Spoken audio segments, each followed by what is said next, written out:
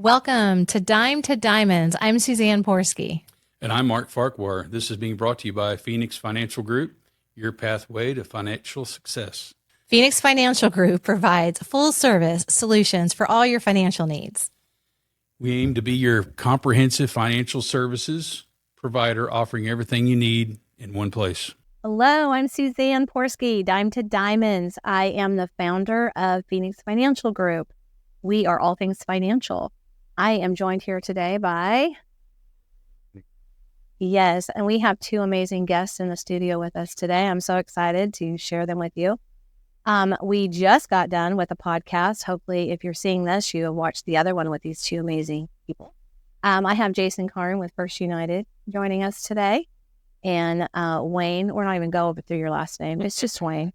Also Wayne. Wayne Arn. Wayne Arn with Capital Homes.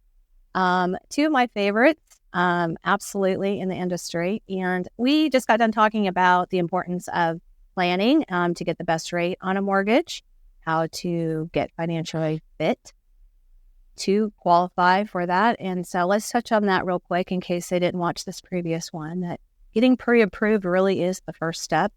The first step, yeah. So when you're interested in looking and purchasing a home, the first thing you got to do is see what you qualify for, and see if there's anything you need to do to get qualified. So doing an application online would be the first step. Not call you and start talking? You can call. Yes. But I will. With your 5 children and all your life. Yeah. I'll answer questions that usually direct you to the application just because that gives me the information I need to. It's almost like the physical. Yeah. You're getting to see it. Yeah. And then you get the doctor, what do I need to do until he looks at you? And so then that's when you're able to, are people ever surprised when you're like, actually you qualify for this amount? And they're like, oof, I didn't want to get that much. Oh. And then as we kind of touched on, you do first-time home buyers. I've had a lot of my clients that's one of their dreams. After they know they're financially okay, they're either getting into retirement or retired, say, I want to make sure my kids and grandkids have them. And you're able to help. Oh, absolutely. Yeah. First-time home buyers are probably the most popular. There's more people, coming into the market that are looking at their first home than others. So that's a very common thing that we deal with for sure. Right. And Capital Homes, one of the number one home builders in Oklahoma. You know why? Because I just said that. Yeah, it is. It is now true. Suzanne said it, and so there we go. Write that down. Yes. How long have you been with Capital Homes? One capacity or other for. What did you do prior to that? I was third lender for them. Oh, really? One point, yeah. What company? Wells Fargo. When Wells Fargo was still in Oklahoma. Yeah. I did the mortgages for Bank of America, so we were like. Very much. Yeah. But I was in California. Same difference. So, and what else have you done besides mortgages? For Capital Homes is in my current role. Okay. Title is new home specialist, but I basically manage multiple neighborhoods, mostly in the Owasso area, but have throughout the Broken Arrow area. And then it's just getting people acquainted with our homes and finding out their stories, and we can help them or not, and you get them into a home. Wonderful. Is there one demographic that you're after, or is it just the relationship? It's the relationship. And I think I touched on this in the last podcast. My first one, I'm on my second podcast. There you go. But I tell this to everyone is that we're in the people business, and that's really what we do. And we just happen to build home. And so, everyone's got a story. Everyone's got something different, something they're looking for, and that's really what we're here to do. And that's what I spend most of my time doing. Is just meeting people and getting to know their stories and getting to know them. And like that, if we happen to do something that can help them, if we have a product that works for them in terms of a home that fits their needs, their desires and dreams, and it works out and we can be of assistance, then that's the. I've noticed, with Capital Homes, they have such exceptional workmanship, and the houses last, and they don't seem to have, my very first home out in California, it wasn't but a year, and I was constantly calling. And there was one thing after another. I know Capital Home stands by their name and reputation and making sure their people are happy. Yeah. And then your neighborhoods. It seems like your neighborhoods are all built around community, would you say? I mean, it's the community, and whether they have the park, they have a park, like in my neighborhood, we have a park, and it brings everybody together.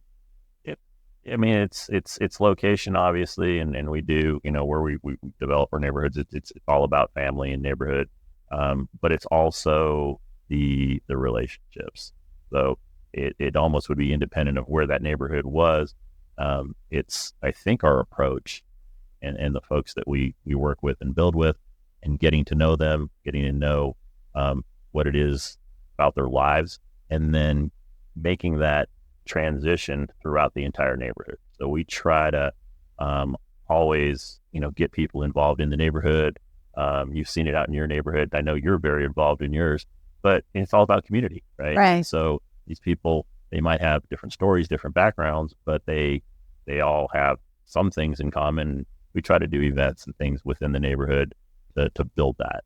To really, because I mean, homeownership and, whether it's from Jason's standpoint in terms of doing the financing, getting them to home, or us building someone home, can change the trajectory of an entire family. Yes, and generations to come. I mean, who they're going to school with, who they're making friends with, where you're raising your kids, or even if you're retired, you're making new friends. I mean, it's that community and that homeownership can change your family's life. It really can, and it does. It does, and I've seen that, yes, and that's where it was nice, coincidentally, being in a Capital Home, but going in and then feeling the community, and that's where I was like, hey, we have, I call them golf cart trails, because I have a golf cart and I'm on it, and just now we were one of just a few people, and now we have golf cart parades, and it's quite a thing, and just, it was nice. It was already all set up. You guys did that. You guys already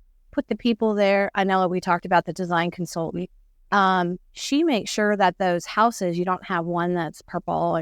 She did go on maternity leave, and somebody stood in for her. And now I look at a bright blue house. Somebody had a blue house. I don't know who that was. Yeah, we just call that maternity leave house. Hey, why'd you have a name for it?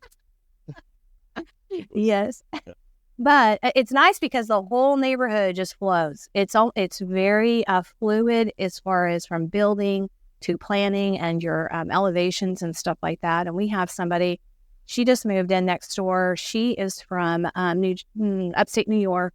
She left her husband, unfortunately, and they memory care. But she said it had been 67 years since she had slept alone, like her husband, and be in a new place. She had her children all at that house, and she was born and raised in that same community she left. She moved to Broken Arrow because her sister lives in Broken Arrow. That was so nice because as soon as I heard that story from the sales agent, we were able to welcome her and wrap our arms around her and let her know, hey, you've got some extended family here now. And I think that's what really, you can tell that that's the direction of Capital Homes. That's what they want. They build that community, and will like you, that help. And that's just, that's the whole idea, is to actually create communities and connection. Right. And so is that what they kind of look for? Because even like we talked about the patio homes, because you have them from, the single family home in that neighborhood all the way to the patio homes where if you want. Same neighborhood, you're right. There's two parts. There was the single family section and right, for that kind of that transition where you're kind of downsizing, and you've got that. Is it a gated community? The patio homes are. Wow, that'd be wonderful. Well, and as we're talking about all this and backtracking here, I want to also touch on, you have a Clean Slate program that Capital Homes works with First United, correct? Yeah. So that tell us just a little bit about that on this episode. Sure. I'll go over that real quick with you. The idea is that, not everyone might have perfect credit. Not everyone might be able to qualify for the home that they want right then. And you touched on something in the last podcast too, is that asking about, getting pre-qualified. Oh, actually it was this one, but yeah. the benefits of doing that. Right. A lot of people just don't know what that should look like. A lot of people have a lot of just fear of unknown, right? So they're not sure. Do they even qualify? Do they have something bad on there that And so until you take a look, you just don't know. And then this guy over here can help you with that. Right. It's not just like suggestions. It's actually hands-on, caring about getting you into your home. So And it's not even just first-time home. I mean, I have a lot of clients that are transition. The wife maybe has never worked and the husband passed away. And now she's in Social Security and she's trying to figure out financially. She can't stay in the house she's in, but wants to transition into another new home, and being able to refer her and say, hey, go fill this out. And he'll work with what your income is, or divorces. We have a lot of clients that do that. Changes, life happens all the time, and situations change. And people think, oh, I'm going to have to sell my house and rent somewhere. Absolutely, that's not. So, I mean, our typical build time is about 6 months, from contract to keys. And so if Jason sits down with someone and is confident that what he discussed with them, that they will take these steps to get to that goal. And that's what we touched on in the previous podcast also, is that now someone has a goal. I mean, they have this home. It's that they either, whether it's for them and their children or they're downsizing or whatever the story might be, they have this vision and this dream of home ownership, and he can help you get there. And differently from like if you're looking for, let's say, an existing home where you need to make an offer and you need to qualify for it. Now we can work in the background on getting you where to be to close on that home while we're building. Oh, how awesome. And then when we talked about options on that last one, what does an options look like? What does that kind of that design appointment look like? Do they get whatever the package is and they can't make any changes, or can they pick colors? Oh, absolutely. You can pick about anything you want in terms of the appearance of the home. So, first and foremost, we try to build a quality home and equip all of our homes with what we feel, a home buyer deserves and needs in a home, at this price point and at quality level. It should come equipped with things like gutters, An oven. Well, I mean, Well, there's some people who don't even, I've seen builders that are like, oh, that's extra. You're like, it's extra for an oven? So from that, then you can customize it in terms of the look and the appearance and the feel. So, we've got a design studio down in Broken Arrow area where we've got everything down there. Like full kitchens are built, all of the countertop materials and backsplashes and lighting. And you can go through and you can, choose options, different countertops as an example, or different lighting, and you can do the lighting specific room by room. It doesn't have to be a package that covers the entire house. Right. And you get to pick out your exterior colors, your trim color, your main body color. Your brick or your rock. Touching on, like, said, where there's variety in the neighborhood, right? And even with our floor plans, each home might have between 2 to 5 different front, what we call elevations to them. So house is exactly the same inside, but you can choose from various front elevations of the home. So there could be, if I took you, you've lived there for a while, but I could take you down your street and you probably wouldn't know that 2 houses next to each other might be the same exact house. So they don't. Right. The floor plan might be the exact layout, but the elevation. Right. And then you can, pick out your colors and just make it your home. Right. And that's the beauty of going to the design center, is you have some fun. Right. And make it uniquely your own. That's awesome. Real quick on mortgages, what would you say is a good credit score and which is like marginal? Like what's the bottom and the top? Well, so 580 is the minimum score right now to qualify. So, but somebody trying to buy and maybe they've got a 550, 540, those are still possibilities with the Clean Slate program that he was talking about. And that's pretty common. But 580 is the minimum for any kind of government loan. 620 is the minimum for a conventional loan. Okay. So I think that last time I had checked that the average credit score in Oklahoma was below 600. So it's a lack of education. I was on some places last week, Broken Arrow neighbors, and they are like our food bank. It's just they decided to stop the generations coming. Somebody had 3 generations and started educating and teaching them financial. This is what you, and they've seen this huge switch. And I think that's the same. It's just getting out there and educating Sure. people. They don't understand the. And credit scores are not just having a credit card and paying it back. It combines a bunch of elements, correct? The history, how long you've been paying on things is a big deal as well. So, and some people don't have a credit score. My husband had nothing. He had Yeah. a checking account that he had a minimum amount in, but all his money, he'd take his checks and cash them and put them in the safe next to the bullet. Nothing. And he drove his cash, his money, and his change to pay all his utility bills.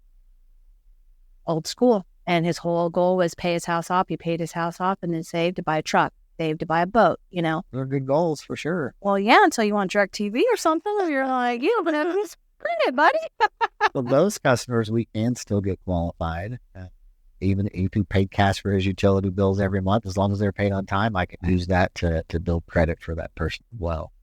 How many lines do you need? Like if you're young people and all that, if you want them to start building credit, I mean, what's a good thing to tell them as far as credit card or okay? If they don't have any credit whatsoever, I would have them get 2 credit cards and make sure that and you got to use the card. So if you don't use the card, they don't report to the credit bureau. Right. Yeah. We usually tell them go buy gas. Yeah. And then credit cards, we get that asked a lot. You don't want to pay. I mean, you want to pay them off, but isn't it better to have a low balance? What do you see on the credit scores? Is it better to pay them all off, or is it better to have like 25% balance on it and show a good payment history? What do you see? My advice is always to pay your credit cards off. Okay. Right. But when you're applying for a house and you're trying to raise your score, pay it down to $1. Okay. Okay. Some reason that helps the score more. It just does. Are there nuances like that? And then checking accounts, if you have a relationship, right? Like checking, savings accounts, that count in your credit score? There are nuances. You are seeing some things now where people are paying to have their utilities report to the credit bureau. So there's people getting those added. So that's something you can do now. Oh. Rent gets added to credit now. All kinds of stuff. I mean, you could do a podcast on credit scores, about 10 of them in a row. There's all kind of things like balances of revolving versus earning credit. I mean, different types of debt accounts, right? So you have an installment versus, 3-to-2 ratio, I think is supposed to be the best, right? Three installment to 2 revolving or 2 installment. I mean, there's Look, Methuselah over here. Oh, it's like it's Tetris. It's definitely Tetris, no doubt. Uh-huh. And so the debt to income ratio, is that still, what does that look like? So typically 30% of your income can be used for housing, but sometimes your other debts can lower that. Okay. So as long as they don't have a substantial amount of debt, then 30% is typically what they would qualify for. Okay. Housing monthly payment. So that's the top. What about the bottom one? What is it? The total amount they don't want to see more than how much of your 45% would be your including the house payment and all the debts that show up on the credit. They ever take the somebody has a line of credit of 10,000. Do they take it that they could possibly max that out? Back in the 80s, it was good. They would go in. That was right when credit scoring was coming out. But they would go, oh gosh, they have all these revolving lines of credit. If they went and maxed them all out, this could be their possible payment. Did they do that at all? Oh, on a HELOC, yes. Okay. Home equity line of credit, we do have to count the highest possible payment if they've not used Okay. that particular. That's the only one you do. So all your utilities and cell phone and all that does. Right. Even if it shows up on the credit, we remove it as far as counting it against their debt. Yeah.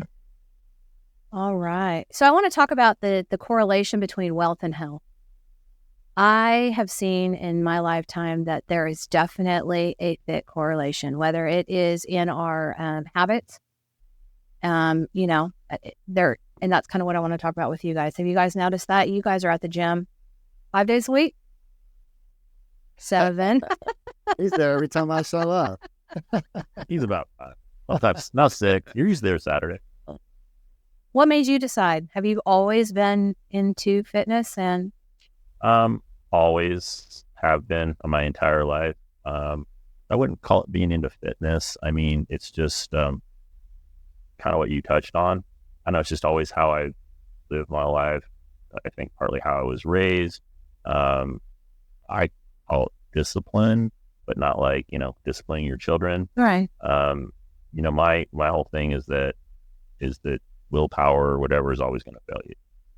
But discipline is just doing things and creating a lifestyle, no matter what it is you want to do. But if you're disciplined about the things you do in your life, they become your lifestyle, right? So whether you're talking about health and fitness or dieting or whatever, I mean, you can diet and not, for 45, 60 days, whatever. At some point, you're going to eat it, right, right? Because it's not sustainable lifestyle. right. I go to the gym every morning because it starts my day. What I'm used to doing, if I don't feel good. Not just from a physical standpoint, but from a mental standpoint. I mean, there's scientific parts of it too, like the endorphin, things like that, and just the feeling of well-being. But it's just a time for me to clear my head, hang out with people I like and know who are like-minded. I know when the two of us, we know everybody at the gym, right? I don't think you know a stranger. That's on another. Right. Definitely doesn't. Yeah. But it's the way I start my day, and then everything just kind of flows. Did you do that also growing up financially? Did your parents educate you, or did you educate yourself to have discipline? That was me more than Okay. them. Yeah. And just it's who I was around, right? I mean, at an early age, I was lucky enough to work for IBM and then Microsoft, and I was just around people who had that mindset. Okay. So it Did you guys meet at the gym? I feel like I'm talking about partners. I think we might have, right? Yeah. Well, I know we were before. No, we met because of Lenny. So we met through just events, probably. I mean, I was at Wells Fargo and I was at BOK, and he was always at First United. Probably just knew each other's names and Yeah. finally started. What gets you to the gym 5 days a week? That's the lamest thing in business still. Like, where were you? I don't know. It's definitely a hobby of mine. I enjoy doing it. I'm a little different than Wayne. Wayne is great at talking to people and enjoying it. I'll put my hoodie on and be quiet and focus. But he gets me out of my shell. But yeah, it's been a hobby my whole life. Do you have your kids on any kind of a routine like that? Actually, yeah, all three of my boys are now working at. They're at the gym much as he is, and I mean they're, especially during school, sometimes they're at 5:30. I mean, last year they were there early. Yeah, at 5. I'm about 5. And so it's instilling good habit and discipline at an early age. Yeah. And I think that's where kind of as a country, we've kind of veered away from that a little bit. And I've noticed that correlation with families that are intentional. What about your children and grandchildren, right? Right. Do you have grandchildren? Careful, Suzanne. You might. I said, no. Okay, maybe I'm prophetic. You don't know. Yeah, I'm just two sons. Oh no, trust me, my wife. On the Yeah. I will babysit. Come on, give us grandkids. Yeah, she's I did that. It didn't work for a long time. Now I'm like, they're 20, 28, 26, and 27, 25. But one's been married 2 years. The other one just.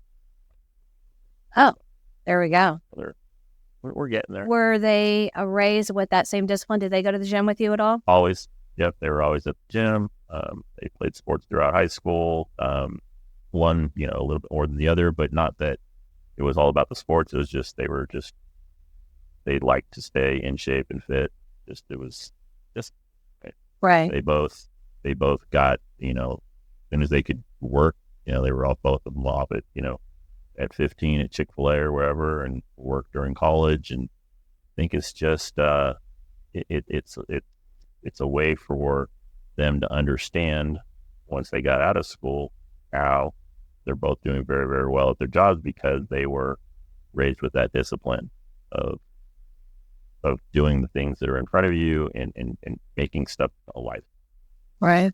And that's really what it comes down to, is that they got the vision of, hey, I need to actually, people don't hand me. I Right. need to work for whatever it is. Right. Wayne is one of 3 generations that works out at 10 Gen. His dad works out there too. He was there in his 80s He was. Yeah. every day. Wow. That is amazing. Your family's the same way. I mean, How- boys are, they're all working out. Boys, they grew up in the weight room doing football and morning, and they're all And your youngest, daughter. yeah. Yeah. Youngest is just now, he's a freshman. Union. You have a Okay. freshman at Owasso? A junior, sophomore, 8th grader, 6th grader. No freshman. Maybe next year let's Like- play against each other. Yeah, maybe so. He's already got 3 grandchildren. No, I don't. That's like, yes. So what can we tell our viewers? What would you recommend for them maybe thinking about for themselves or one of their children and putting their sights towards home ownership? Say that a question again. So what would be like, what would you encourage them? What are the next steps? Like, get it in your sights of home ownership for you or your children, and then get pre-approved. What to work? Yeah, what to work? Get yourself aligned up. What's a good way to get lined up? I'd say start talking about it and start looking into it. Just because somebody applies or comes and talks to me doesn't mean they get it immediately. Right. I can still point. There's a lot of people that I will talk to, and hey, in 2 or 3 years, if you follow these steps, you're going to be in a place where you qualify. You got kids in college, get them a credit card now, so they can start building credit. So things like that, when they graduate, they'll be able to purchase a home because they've got good credit, and credit's super important, right? It is. Right. And then after they do that is when you refer them out to possibly to a builder, or just say, hey, this is how much you are approved for, or this is the goal that we're going for. Is that how that works? It can be for, depends on the customer, but I send everybody to Wayne. I hear it. I've been that. He does that to me, so I send that. But it's not hard to get pre-approved. Somebody's out there. Does it count against you on your credit if you get pre-approved? So having your credit pulled can affect your credit, but really what affects your credit is having 6 hard pulls in a matter in 90 days. If you What's a hard pull? so like I was a 4-year credit, applied for a credit card, and you got a car loan, and so you had 6 different Rug hard diving. pulls. Yeah, that's what can hurt your credit. Just applying for a mortgage, it may be affected slightly. You're not going to go run multiple reports like maybe Like auto. It's not like that. And that's changed too. So if you have the same type of credit pull, is it a 90-day period, or they only count one?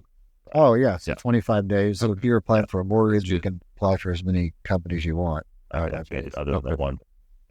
It's all like it's a credit card, multiple things. Right. And then going and sitting with you. And if somebody came to you and said, I qualified for a loan for $250,000, do you then start looking in different neighborhoods or your neighborhood? Again, it kind of gets back to my personal approach, but then us as a company, it's not like, if someone comes and says, I'm qualified for $250, let's go find you a house for $250. They don't need financing or anything. I know it probably sounds a little strange, but I get to know that person. Hang out, talk about where they work and shop and kids, and whatever, and then be evolved into the home thing. A lot of people qualify for more than they think. A lot of people qualify for less than they think. Uh-huh. So it's really not so much about that. And it's also about, a lot of people just get an idea in their head. They went online and ran some numbers, and all of a sudden 275 is my magic number, but they're basing off of some maybe monthly payment or something like that, but at 6.75%, but we can get their rate to 4.75 all of a sudden. What does it cost for somebody to come and talk to you and talk about your neighborhoods and all that? Huh? Okay. What does it cost to do a loan, to apply for a loan? Free. So there's no cost just to get pre-qualified. Right. And I know for us, we're a holistic financial advisory firm, so we're constantly prepare and get organized, get financially organized. And this is why I'm such a huge proponent of for guys, not just order takers. You know, a lot of people will go to the bank or wherever their parents, or maybe the parents go to where they're banking at and try to get a loan. And I strongly recommend mortgage companies. I specialize in that. You're really dial in. Come to a person, not online. Come get a relationship. It's going to sit. Right. And then have people come and looked at homes and got an idea and then maybe come back in 6 months? Or how does that normally work? Is there a time frame? We have the gamut. It's just, and you know, where people are in their process, where they are in their lives as well. I had someone last week is going to start building with us that in 4.5 years. And, you know, they were very interested back then, but weren't quite ready, and then went and did something else, but came back. Right. And sometimes 6 months, sometimes, you know, some people out of state, they're here for the weekend. Right. They need to find something. That's a little less, you know, common, but yeah, we get full spectrum. So to wrap this up, is the housing market slowing down at all? If anything, we're low on inventory, as you said, especially in Oklahoma, because people are moving from, I know in our neighborhood, California and Florida, Colorado and Utah. Those are my neighbors. They're the big one. So they're coming in and taking up inventory, and where they're moving from is not being added to our inventory here. Part of what Jason touched on is that there's a lot of people, I think the last stat I saw is something like over 85, put me on these numbers, but it's in the 80%, like 85, 87% of all mortgages in the United States are currently under 5%. So the bulk of the mortgages in the United States are below what we currently are at. So if you got someone thinking about moving, but they're at 2.75%, they're like, yeah, not so much, right? I'm not going to put my house on the market. So that contributes to the problem. And then we've underbuilt for years and for decades, we've underbuilt. And so there is an overall shortage. Right. And mortgages, they're not at 10 and 12%.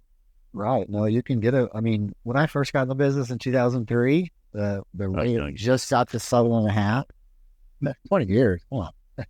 The rates had just got to 7.5, and everybody was like going crazy. What was the greatest thing, you know? Right. But when I got down to 3, you know, relative, people start to, you know, they're not as excited about a 7% rate, but we're back in the 6s and mid. And like you said, with the buy down program, well, with their incentives at Capital Homes, you can get it even at 4.75 when everything lines up and perfect. Which is an awesome rate. Yeah. And I wrote loans at 15.99. Were you doing mortgages when they were up in the... So they were up in the 7s and 8s? Yeah. I mean, we're just, we were still the financial. I did HELOCs at 13 to 16%. Yeah. Which was cheaper than the credit card. Yeah. And everyone was still on the new home purchase. They're all putting 20% down too. 20% down and paying 11, 12. And now you can get in for 0% down and an incentive from the builder to buy down your rate and do some upgrades. Oh, possibly get it 4.75. Yes. Well, you guys, thank you again so much for sticking around for a second episode. Now you guys are seasoned. You've got 2 under your belt. The other thing is I don't want that is great. I want to thank you guys both. How can they find you, Jason? You can call me at 918-607-7405, or you can apply online at jkarn.firstunitedteam.com. And how can they find Wayne in Owasso? All right. Well, 918-906-8981 is my mobile. And then here we go again with the name. So it's Wayne, WAYN .RUSS at capitalhomes.com.